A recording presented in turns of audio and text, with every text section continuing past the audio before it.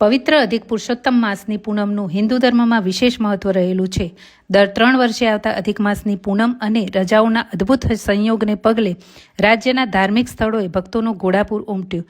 મહેસાણા જિલ્લાના પાલોદર ગામે 64 જોગણી માતાજીના મંદિરે અધિક માસની પૂનમના પવિત્ર દિવસે વહેલી સવારથી જ દૂર દૂરથી મોટી સંખ્યામાં માઈ ભક્તો માતાજીના દર્શનાર્થે ઉમટ્યા હતા અને માતાજીના નિજ મંદિર સંકુલમાં દર્શન માટે ભક્તોની લાંબી કતારો જોવા મળી હતી.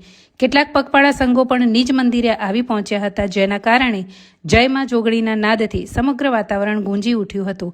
દર્શનાર્થે આવેલ માઈ ભક્તોએ માતાજીના દર્શન કરી ધન્યતા અનુભવી હતી.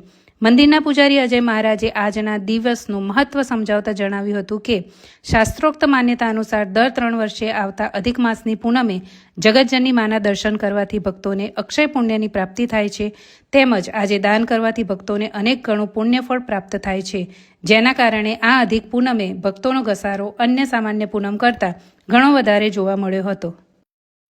ITV ગુજરાતી ન્યૂઝ ચેનલને લાઇક કરો, શેર કરો અને ફોલો કરવાનું ભૂલતા નહીં.